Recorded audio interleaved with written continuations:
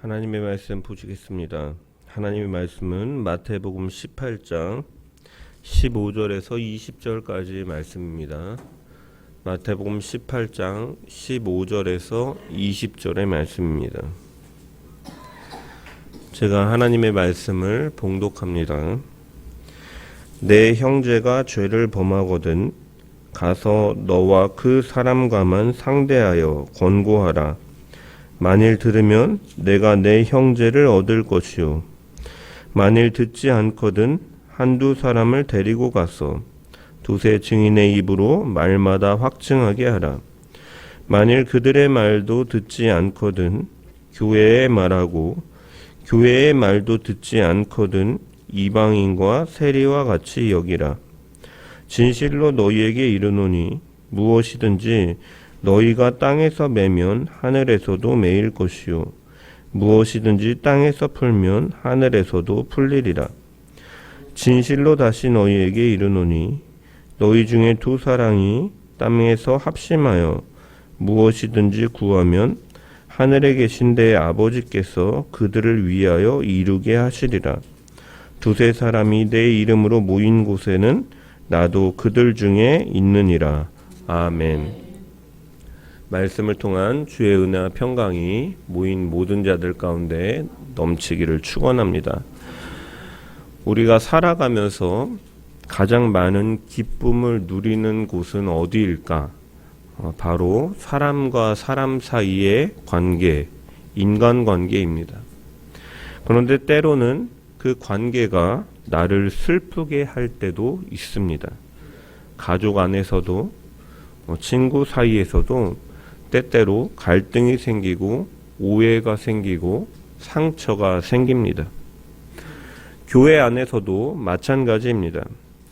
교회라는 공동체 역시 사람이 모이는 곳이기 때문에 교인들과의 관계 속에서 이런저런 일들이 일어나기도 합니다.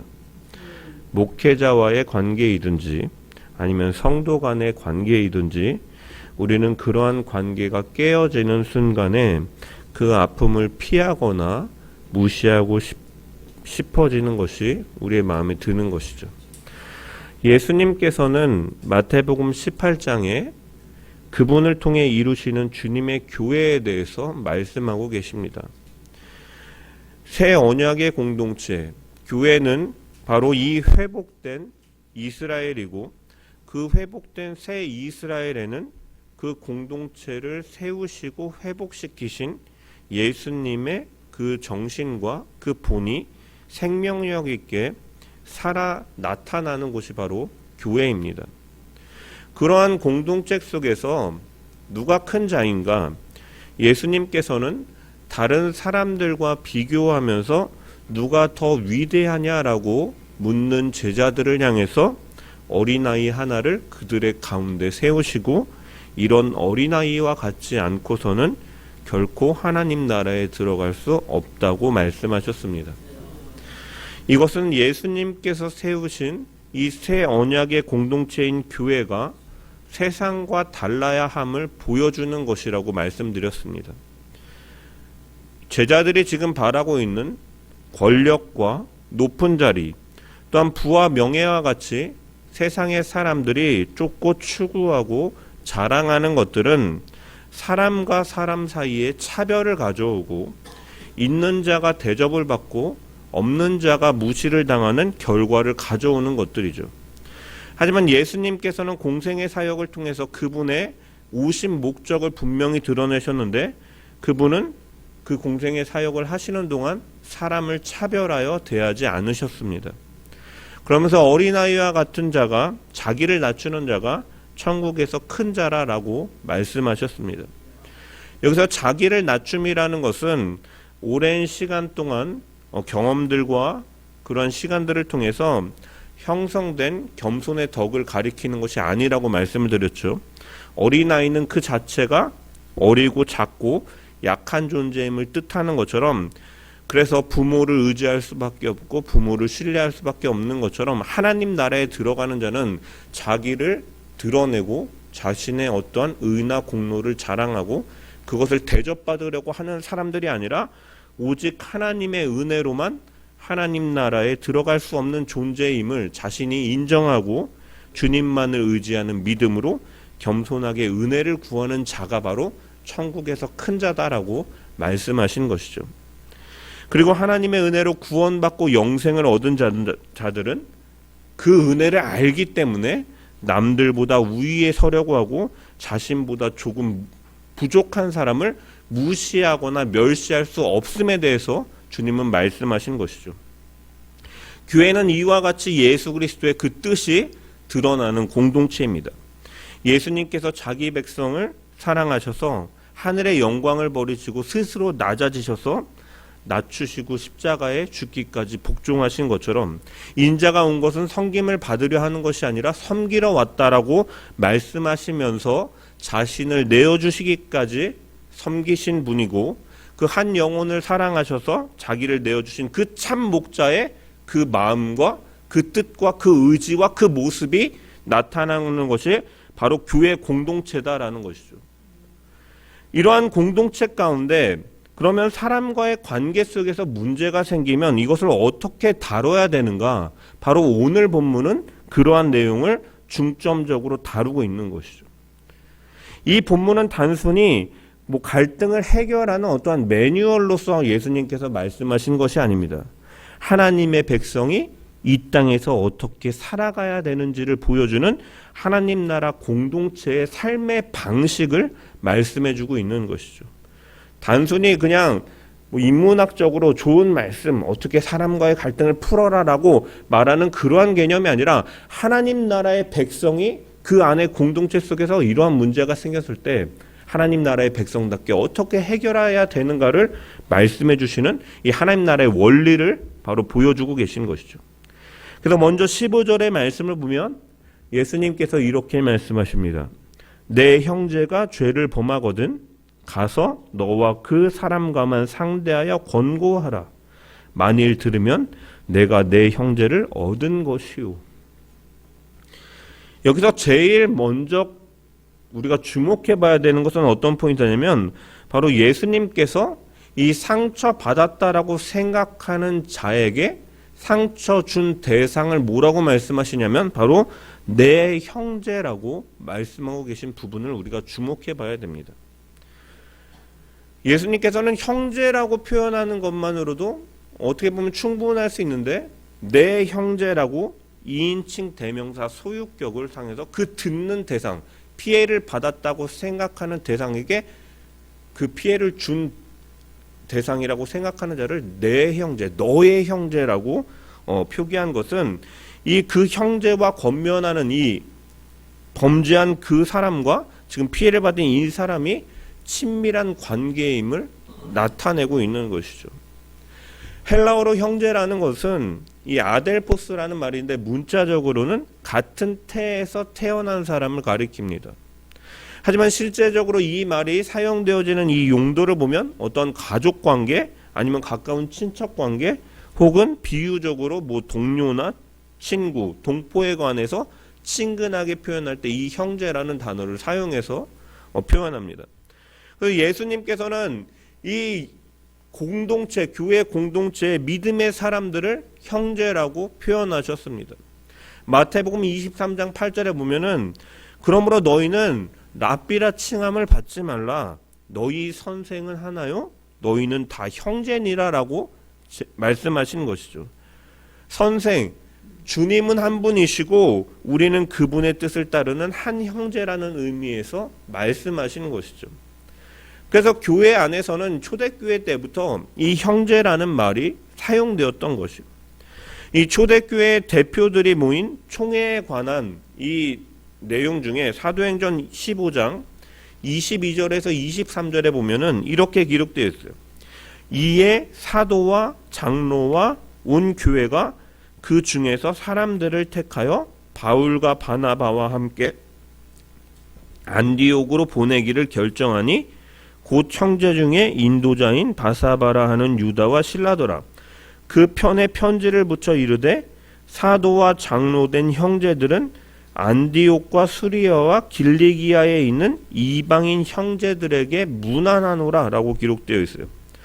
여기서 사도와 장로된 장로된 성도들을 이제 형제라고 하고 있고, 또한 여기서 그치는 것이 아니라 이 편지를 받는 이방인 성도들에게도 형제라고 부르고 있다라는 것이죠. 그래서 이 초대교회가 사용한 이 성도들 간의 호칭이 바로 형제라는 말이에요. 그래서 이 형제에는 어떠한 의미가 담겨 있냐면 바로 사랑이 담겨 있는 의미이고, 또한 높고 낮은 그 계급이 아니라 서로 용납하며 받아주고 서로 섬기고자 하는 마음이 담긴 것이 바로 형제다라는 것이죠. 그래서 우리는 예수 그리스도를 믿음으로 하나님의 자녀가 되었는데, 이 하나님은 맏아들이시며 독생자이신 예수님으로 인해서, 예수님 때문에 그 예수님 안에서 우리는 한 아버지를 모시는 형제들이 된 것이죠. 그래서 우리가 예수님을 믿어 하나님의 자녀가 되었기 때문에 우리는 한 형제라고 고백하는 것이에요. 형제님, 자매님 하는 것은 그런 의미예요. 그래서 로마서 8장 29절에 바울은 하나님이 미리 아신 자들을 또한 그 아들의 형상을 본받게 하기 위하여 미리 정하셨으니 이는 그로 많은 형제 중에서 맏아들이 되게 하려 하심이라 라고 말씀하고 있습니다. 우리 예수님은 많은 형제 가운데 맏아들이 되게 하셨다. 하나님께서 하셨고, 우리는 그 예수 그리스도로 인해서 하나님의 자녀의 형제들이 되었다라고 바울 역시도 로마서에 말씀하고 있는 것이죠. 그래서 우리는 이 옛말에 이런 말이 있어요. 형제는 수족과 같고 부부는 의복과 같다. 의복은 다른 옷으로 바꿔 입을 수 있어도 수족은 한번 없어지면 다시 붙일 수 없다라는 의미이죠.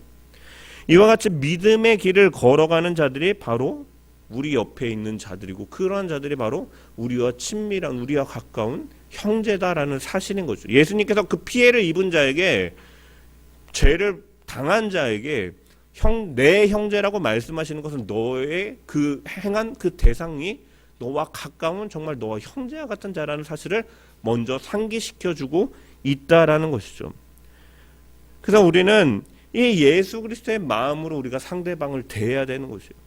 우리가 바울이 그리스도 예수의 마음으로, 너희가 다툼이나 헛된 마음으로 상대방을 대하는 것이 아니라 겸손한 마음으로 자기보다 남을 낮게 여기며 겸손한 공동체, 겸손과 사랑으로 그 공동체를 세워가라고 견면하였던 것처럼, 우리는 바로 이 옆에 있는 형제, 자매를 우리가 바로 사랑으로 내 형제와 같이 여기며 무시하고 멸시하는 것이 아니라, 주님이 그 사람을 사랑하셔서 목숨까지 내어주실 정도로 사랑하셨던 존재, 내가 바로 그러한 존재이고 내 옆에 있는 자 역시도 그러한 존재임을 우리가 생각하면서 먼저 사랑으로 우리가 대하고 섬기고 세워나가야 되는 모습이 바로 교회 공동체의 모습인 줄 믿습니다.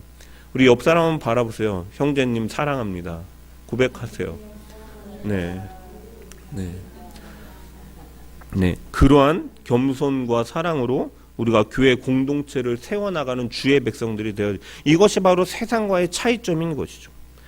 또한 15절에 예수님께서는 내 형제가 죄를 범하거든이라고 말씀하셨는데, 이 내 형제가 죄를 범하거든이라는 이 말 속에는 그 사람이 저지른 범죄가 어떠한 모든 범죄를 다 가리키는 것이라기보다는 이제 자신과 관계된 범죄를 행하였다라는 이 뉘앙스를 포함하는 의미이기도 해요. 그래서 개역 개정에는 이제 내 형제가 죄를 범하거든이라고 기록되어 있지만, 이제 그래서 한 형제가 하나님께 대해서 죄를 범한 것처럼 우리가 읽혀지는데, 어떠한 그 바티칸 사본 계열이 아닌 이 알렉산드리아 계열의 사본들의 같은 경우에는 이제 이것을 어떻게 번역했냐면, 내 형제가 내게 죄를 범하였거든, 이렇게 성경을 이렇게 기록해 놓은 사본들이 존재합니다. 그래서 이 사본들을 따와서 대표적으로 킹제임스 버전 성경 같은 경우에는 이제 내 형제가 내게 죄를 범하거든이라고 기록하고 있는 것이에요.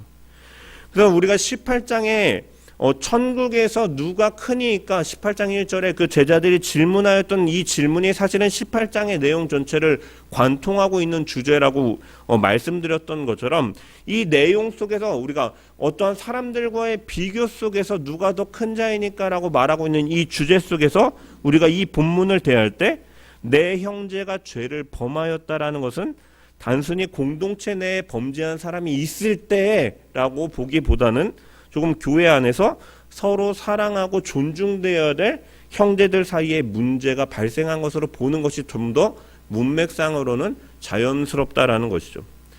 그래서 내 형제가 내게 죄를 범하거든이라고 해석하는 것이 사실은 이 본문에 더 타당해 보여요. 그래서 사실은 이 본문만 떼어놓고 보면 교회의 권징과 치리로 근거로 이 본문을 대하기도 하지만 또한 사실 이 문맥 속에서 보면은 사실은 어떤 관계 속에서 어떤 형제가 너에게 죄를 범하였을 때 일어나는 것으로 우리가 이 본문을 또한 대할 수가 있는 거죠. 그래서 우리가 이 어떤 사람이 내게 죄를 범하였을 때 예수님께서 말씀하시는데 우리는 또 여기서 무엇을 생각해 볼 수가 있냐면 바로 우리가 죄라는 것이 무엇인가에 대해서 분명히 생각해 볼 수가 있는 것이죠.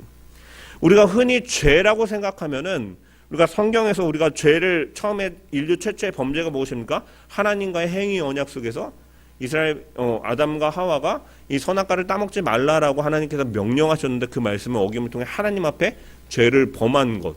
그렇기 때문에 우리가 죄라고 생각하면 흔히 우리는 이 하나님께 대하여 짓는 것으로만 우리가 제한적으로 생각할 수가 있는데 하지만 성경은 하나님과의 관계에서 뿐만이 아니라 사람과의 관계에서 잘못을 행하는 것 역시도 분명히 죄라고 표현하고 있는 거죠. 대표적으로 누가복음에 집 나간 탕자가 이제 돌아와서 아버지께 할 때 그가 뭐라고 말했냐면은 누가복음 15장 21절에 보면 내가 하늘과 아버지께 죄를 지었사오니라고 말을 합니다. 하늘은 하나님을 가리키는 거. 하나님과 아버지께 죄를 지었다라고 말하죠. 그래서 예수님께서도 기도하는 법에 대해서 가르쳐 주시면서 우리가 주기도문을 통해서 살펴봤던 것처럼 우리가 우리에게 죄 지은 자를 사하여 준 것 같이 우리의 죄를 사하여 주옵시고라고 이렇게 기도하라고 가르쳐 주셨죠. 그러므로 우리가 사실은 하나님과의 관계 속에서 죄를 짓는 것, 범죄하는 것 죄지만 또한 우리가 사람과의 관계 속에서 잘못을 행하는 것도 사실은 크나큰 죄다라는 거예요. 그래서 작은 자를 실족하게 하는 것은 차라리 우리가 지난주에 살펴본 것처럼 연자 맷돌을 목에 달아서 바다에 빠지는 것이 차라리 낫다라고 예수님께서 강조하면서 말씀하셨던 것처럼 사실은 우리가 사람들과의 관계 속에서 죄를 짓는 것도 결코 가벼운 일이 아니다라는 것을 우리가 기억해야 되는 거예요. 그리고 무엇보다도 우리가 성경은 사람과의 관계 속에서 사람에게 짓는 죄 역시도 누구에게 결국은 궁극적으로 죄를 짓는 것이냐라고 말씀하냐면 바로 하나님께 대하여 죄를 짓는 것이다라고 말씀하고 있죠. 대표적으로 창세기에 나오는 야곱의 아들 요셉의 경우 이 요셉이 이제 노예로 팔려가게 봐서 이제 보디발의 집에서 이제 이 역할을 감당하고 있을 때 보디발의 아내가 이 요셉이 워낙 준수하고 총명하고 일도 잘하고 외모도 뛰어나니까 이제 자신을 계속해서 유혹을 하죠. 이때 이 요셉이 그녀의 유혹을 거절하면서 당신은 내 주인의 아내입니다. 그런즉 내가 어찌 이 큰 악을 행하여 하나님께 죄를 지으리이까라고 말을 합니다. 주인이 내게 모든 것을 맡겼고 모든 것을 금하지 않고 그렇기 때문에 오직 주인의 아내인 당신만을 금하였는데 내가 어찌 그것을 범함으로 인해서 내 주인에 대해서 또한 하나님께 대하여 죄를 범하겠습니까? 라고 말하고 있는 것이죠. 당시에 시대적으로 보면 노예들 사회는 굉장히 성적으로 문란하고 주인들이 이 노예들을 성적으로 다루는 이런 일들이 비일비재했습니다. 그래서 요셉은 종의 신분이었기 때문에 이 여주인의 부탁을 거절하기는 결코 쉽지 않았지만 그가 그 보디발의 신의를 배반하고 또한 사람과의 관계 속에서 죄를 범하는 것은 하나님께 죄를 범하는 것으로 생각했기 때문에 그가 그렇게 하지 않고 있는 것이죠. 그래서 우리가 기억해야 될 것이 또한 이 사람이 이렇게 사람과의 관계 속에서 죄를 지으면 우리가 그 죄에 연루된 사람들에게만 피해를 끼친다라고 생각을 하지만 사실은 우리가 죄를 지으면 우리를 지으신 하나님도 굉장히 가슴 아파하신다라는 거예요. 그거를 기억해야 된다는 거예요. 그러면 우리가 옆에 있는 사람들에게 잘못을 저지르는 일도 더욱더 조심하게 되는 거예요. 하나님께서 인간을 창조하시고 공동체를 형성하게 하시고 살아가게 하실 때 서로 존중하고 인정해야 될 이 선을 제공해 주셨죠. 하나님의 모양과 형상대로 지으심을 통해서. 그런데 이러한 창조주의 의도를 따르지 않고 죄를 지어서 서로에게 상대방을 아프게 하고 실족하게 한다면 그렇게 창조하고 지으신 하나님의 마음을 아프시게 하는 것이죠. 그래서 우리가 사람 사이에 죄를 범하는 것은 그 사람을 실족해 하고 또 하나님 앞에 죄를 범하는 것임을 우리는 분명히 기억하면서 하나님과 사람 앞에서 거룩하고 순결하게 살아가는 주의 백성들이 되어야 될 줄 믿습니다. 이러한 생각으로 살아간다면 우리는 옆에 있는 형제 자매들을 결코 쉽게 대하거나 무시하거나 그를 함부로 대하고 실족시키는 일에 우리가 쉽게 대할 수가 없을 것이죠. 예수님께서는 자신에게 죄를 범한 형제를 어떻게 대할 것인가 말씀하시면서 강조하시는 점이 무엇입니까? 바로 죄를 범하거든 제일 먼저 말씀하시는 것이 가서 권고하라 라고 말씀하고 계십니다. 그래서 가서라는 말씀이죠. 여기서 가서라는 것은 단순히 너가 이동하라라는 명령이 아니라 이 피해를 입은 자가, 당한 자가 관계 회복을 위해서 주도적으로 행동할 것을 내포하고 있는 거죠. 포함하고 있는 거예요. 스스로 피해를 당했다라고 생각하는 사람이 화해를 주도하고 깨어진 관계를 회복하는 과정을 밟도록 하시는 것이죠. 그리고 그렇게 하는 자가 바로 천국에서 큰 자이다. 은혜를 알고 그 은혜를 누리는 큰 자이다라고 말씀하고 계신 것이죠. 여기서 이 가서는 단순히 찾아가서 말하라라는 뜻을 넘어서서 의도적으로 그 사람을 향해 나아가라는 뉘앙스가 담겨 있는 것이요. 또한 권고하라라고 말씀하셨어요. 본문의 권고는 죄에 대한 심판이나 책망을 뜻하는 것이 아닙니다. 죄에 대해서 바른 인식을 갖도록 무엇이 죄악인가를 깨닫게 하는, 자신이 죄를 깨닫게 함으로써 그 형제가 잘못된 것을 깨닫고 새로 시작할 수 있게 하는 것을 가리키는 것이 바로 여기서 나오는 권고예요. 단순히 죄를 지적하고 그를 정죄하고 심판하고 가서 책망하라라는 의미가 아니라 그가 자기가 범한 죄를 깨닫고 그것으로부터 돌이킬 수 있는 기회를 주라라는 것이죠. 먼저 가서 용서함으로써 그가 그의 잘못을 깨닫게 할 수 있다라는 것. 그래서 권고의 목적은 형제를 판단하고 질타하기 위한 것이 아니라 그 형제를 다시 너의 형제로 얻기 위해서 행하는 것이죠.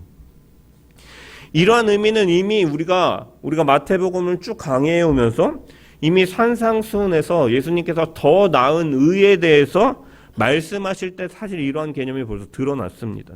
누구든지 내 오른편 뺨을 때리거든 왼뺨마저 돌려대라. 이것은 실제로 왼편 뺨까지 때리도록 너가 대주라 라는 그러한 의미가 아니라 바로 주도권을 가지고 똑같이 악한 행동으로 대응하지 말라라는 의미에서 말씀하시는 것이죠.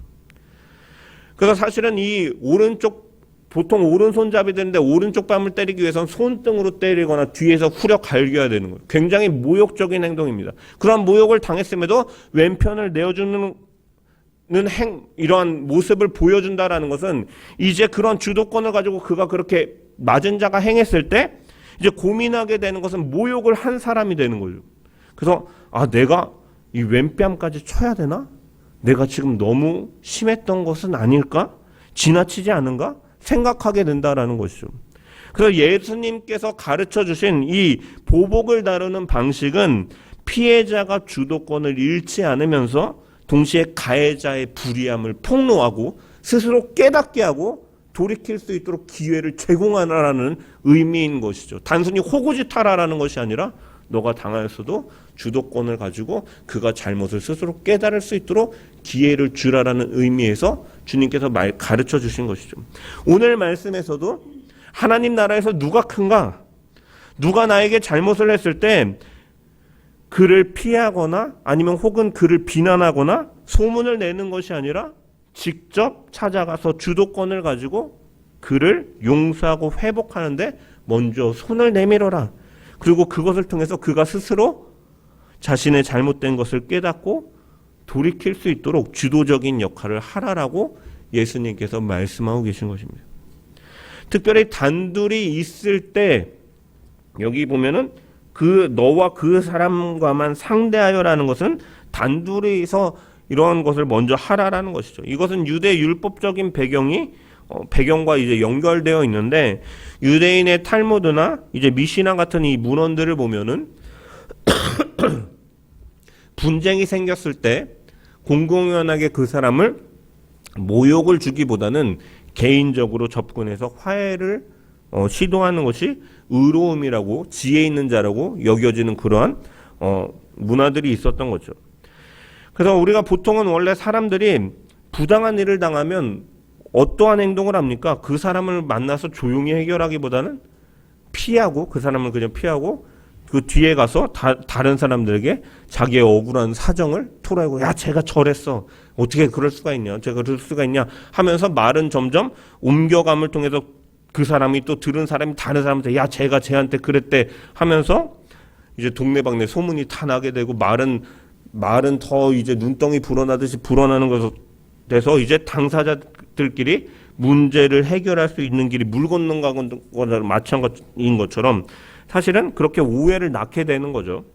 그래서 결국 예수님께서 형제 간의 공동체 가운데 그런 갈등이 생겼을 경우에는 그 사람의 명예를 지키고 사랑하고 주도권을 가지고 먼저 다가감을 통해서 그가 깨닫고 돌이킬 수 있도록 하는 것이 바로 하나님 나라의 공동체의 모습임을 예수님께서는 강조하고 계신 것이죠. 상처를 받은 사람이 상처 준 사람을 찾아가서 먼저 용서하고 그가 돌이킬 수 있는 기회를 준다라는 것은 사실 정말 쉽지 않은 일입니다. 왜냐하면 우리가 상처를 받으면 제일 먼저 드는 생각은 그 사람을 피하고 싶고, 말하기 싫고, 잊기 싫고, 잊고 싶고, 다른 사람에게 가서 자기의 마음을 위로받고 싶거든요. 같이 욕해주기를 바라는 것이 인간적인 마음이지만 예수님께서는 그것이 하나님 나라의 공동체의 방식이 아니다라고 분명히 말씀하고 계신 것이죠. 그리고 진정한 사랑이라는 것은 갈등을 외면하지 않고 그 사랑을 통해서 그것을 용서하고 회복의 기회로 삼는 것이 바로 하나님 나라 공동체의 원리임을 말씀하고 있습니다. 그래서 잘못된 형제를 찾아가서 권고한다라는 것은 가서 싸우러 가라라고 말씀하시는 것이 아니죠. 분노를 마음에 품고 가서 잘잘못을 따져라라는 것이 아니라 형제를 사랑하는 마음으로 그 형제의 잘못을 일깨워서 올바른 방향으로 인도하기 위해서 행동하라라는 것이죠. 그러므로 우리는 그런 사랑으로 우리가 그 형제가 혹여나 나에게 잘못을 저질렀을 때 주님께서 원수된 나를 사랑하셔서 먼저 우리 가운데, 이 땅 가운데 오셨고, 하나님께서 먼저 그 구원의 계획을 세우시고 성자께서 순종하심으로 그 길을 완성하셨고, 성령을 통해서 우리 그 사실을 믿게 하시고 그 언약 가운데 들어가게 하신 것을 기억하면서 우리 역시도 사랑으로 먼저 용서하고 주도권을 가지고 잘못을 깨닫게 하고 돌이켜서 회복하게 하는 그러한 하나님 나라 백성의 공동체의 성도의 모습으로 살아가는 저와 여러분 되시기를 주의 이름으로 간절히 축원합니다. 우리는 종종 상처를 받지만 용기 내어 한 걸음 먼저 다가가는 순간 사실 놀라운 변화가 따라오는 것이죠. 하나님께서는 그 마음을 기뻐하시고 더 그 사이 관계 가운데 회복의 은혜를 부어주실 줄 믿습니다. 예수님께서 원수된 자를 찾아오셔서 죄를 용서해 주신 것처럼 그 사랑의 기초로 세워진 교회 역시도 그 사랑으로 회복시키고 돌이켜서 하나님 나라를 확장시켜 나가는 주의 백성, 세상의 빛 교회의 권속들 되기를 주님의 이름으로 간절히 축원합니다. 이어서 예수님께서는 다음 단계에 대해서 말씀하세요. 16절에서 17절의 말씀을 보면 만일 듣지 않거든 한두 사람을 데리고 가서 두세 증인의 입으로 말마다 확증하게 하라. 만일 그들의 말도 듣지 않거든 교회의 말하고 교회의 말도 듣지 않거든 이방인과 세리와 같이 여기라 라고 말씀하고 계십니다. 이 말씀은 신명기 19장 15절의 율법을 배경으로 하는 것이죠. 두 증인이나 세 증인의 입으로 사건을 확증할 것이요 라는 이것 말씀을 배경으로 하고 있는 것이고, 그래서 이 공동체 내에서 이러한 개인의 판단이 아닌 이 공동체적 확인을 통해서 공정함을 유지하라라는 이 율법인 것이죠. 그래서 여기서 그런데 예수님께서 이 증인으로 말씀하시는 이 증인의 역할은 단순히 법적인 감시자 혹은 그 사람의 잘못을 공증하는 사람으로서의 역할을 말씀하시는 것이 아니라 사랑과 회복의 마음으로 접근하는 중재자적인 의미를 가지고 있어요. 이 여기서 예수님께서 한두 사람을 데리고 가서 말하라는 것은 함께 가서 또한 중재하라는 의미를 가지고 있는 거예요. 교회 공동체에서의 이 과정은 정죄가 아니라 회복을 위한 이 공동체적인 돌봄으로 이해돼야 된다는 거예요. 그래서 이 17절에서 교회에 말하고 그래도 듣지 않으면 이방인이나 세리처럼 여기라라는 것은 단순히 배제나 단절하라라는 의미에서 말씀하신 것이 아니에요. 왜냐, 우리가 복음서 전체의 흐름을 통해서 예수님께서는 이방인과 세리들을 어떻게 대하셨는가를 우리가 생각해 봐야 되는 거죠. 예수님께서는 그들을 한 공동체로 받아들이시고 세리들과 함께, 세리와 창녀들과 죄인들과 함께 먹는다라고 바리새인들은 비난했지만 예수님께서는 그들과 식탁을 함께 나누시는 모습을 보였죠. 따라서 여기서 말하는 이방인과 세리처럼 여긴다라는 것은 교제로 단절을 가져라 라고 말하는 것이 아니라 예수님께서 그들을 회복시키기 위해서 사랑으로 그들에게 찾아가셨고 그들의 죄를 깨닫게 하시고 그들이 돌이켜서 구원받을 수 있도록 하셨던 것처럼 회복을 위해서 공동체가 합심하여서 그 사람을 돌보는 일에 힘써야 된다는 의미로도 우리가 이 말씀을 해석할 수가 있는 것이죠. 그래서 사랑이라는 것은 사실 포기하지 않는 것이에요. 처음에 혼자가 찾아갔을 때 듣지 않더라도 두세 사람이 가서 함께 다시 가서 붙잡는 공동체의 모습이 있어야 된다는 거예요. 그렇게 행하는 자가 하나님 나라의 큰 자라는 것이죠. 공동체가 함께 손을 내미는 것이 바로 주님의 가르침이다라는 거예요. 사람의 마음은 한 번에 열리기 쉽지 않을 수 있어요. 하지만 진심이 반복되고 사랑이 쌓일 때 결국 그 마음은 움직여지는 것이죠.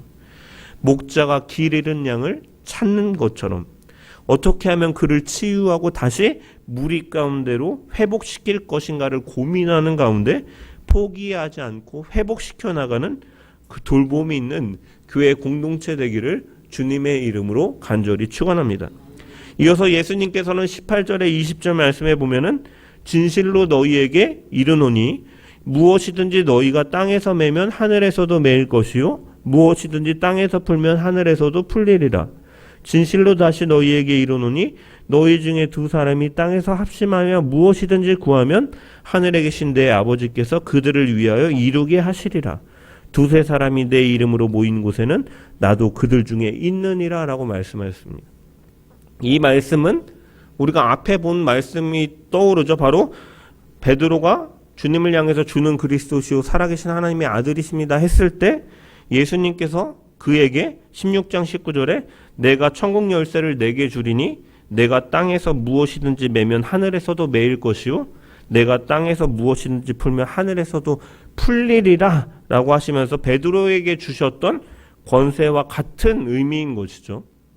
이 권세는 한 사람에 대해서 죄를 사하고 심판하는 최종적인 심판을 집행하는 힘을 가리키는 의미가 아닌 것이죠. 성도 개인에 대한 최종적인 심판은 교회에 있는 것이 아니라 최후의 목자로 오시는 종말의 목자로 오시는 예수님께 있습니다.